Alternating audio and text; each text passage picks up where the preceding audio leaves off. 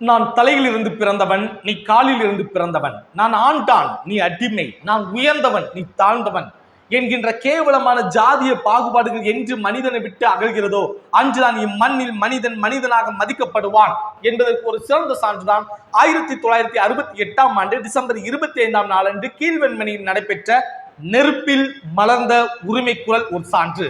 நெருப்பில் மடிந்த மனிதர்கள் உயிர்கள் கேள்விப்பட்டிருப்போம். அது என்ன நெருப்பில் மலர்ந்த உரிமை குரல்? 44 மனிதர்கள் உயிருடன் தீயிட்டு எரிக்கப்பட்ட ஒரு நிகழ்வு தான் நெருப்பில் மலர்ந்த உரிமை குரல். என்ன நடந்தது? அன்று தலித் மக்கள் பண்ணைக்காரர்களிடமும் மிரசுக்காரர்களிடமும் அடிமைகளாக கூலி தொழிலாளியாக வேலை பார்த்து வந்தார்கள். மிகுதியான உழைப்பை கொடுத்தார்கள். அதற்கான ஊதியம் கொடுக்கப்படவில்லை.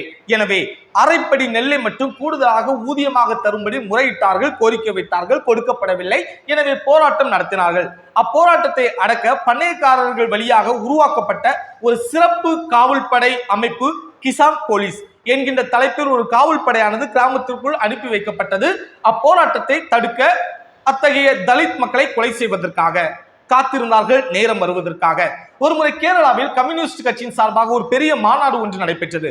அம்மாநாட்டில் பங்கெடுக்க தமிழ்நாட்டை சார்ந்த முக்கிய தலைவர்கள் எல்லாம் அங்கு சென்றிருந்தார்கள். இதனை வாய்ப்பாக பயன்படுத்தி அந்த கிசான் போலீஸானது அப்போராட்டக்காரர்களை, அதாவது தலித்தின மக்களை துப்பாக்கியால் சுட்டு கொலை செய்ய சென்றது. சிலரை துப்பாக்கியால் கொலை செய்தார்கள், சிலரை விரட்டினார்கள். விரட்டி தப்பித்து சென்றவர்கள் கிராமத்தின் எல்லை பகுதியில் அதற்கு பின்பாக செல்ல முடியாது. எனவே கிராமத்தின் எல்லை பகுதியில் ராமையா என்கின்றவரின் ஒரு குடிசை வீட்டில் அனைவரும் பதுங்கி இருந்தார்கள். நாம் தப்பித்து விட்டோம், இனிமே நம்மளை துரத்த மாட்டார்கள் என்று எண்ணி பதுங்கி இருந்தார்கள். ஆனால் அத்தகைய குடிசையும் தீயிட்டு எரித்தார்கள். அதிலிருந்து தப்பித்து செல்ல முயன்றவர்களை மீண்டும் அடித்து அதே குடிசைக்குள் போட்டு கொலை செய்யப்பட்ட ஒரு நிகழ்வுதான் நெருப்பில் மலர்ந்த உரிமை குரல். ஏன் இத்தகைய நிகழ்வு நடந்தது? அரைப்படி நெல்லினை ஊதியமாக கூடுதலாக கேட்டது தவறா என்றால் இல்லை. அப்படி என்றால் ஏன் இத்தகைய நிகழ்வு நடைபெற்றது என்றால், நான் தலையில் இருந்து பிறந்தவன், நீ காலில் இருந்து பிறந்தவன். நான் ஆண்டான், நீ அடிமை.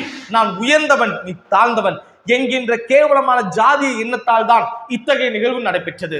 அன்று மட்டும்தான் இந்த நிகழ்வு நடைபெற்றதா என்று கேட்டால் இல்லை. இன்றும் நம் சமூகத்தில் இந்நிகழ்வு நடைபெற்றுக் கொண்டுதான் வருகின்றது.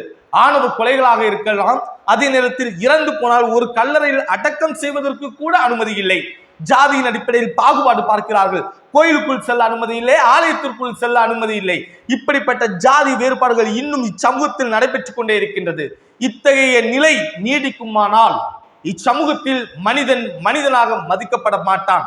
என்று ஜாதிய வேற்றுமைகள் கலைகிறதோ, என்று மனிதர்கள் அனைவரும் சமத்துவம் என்ற சமநிலை உருவாகிறதோ, அன்று மனிதன் மனிதனாக மதிக்கப்படுவான்.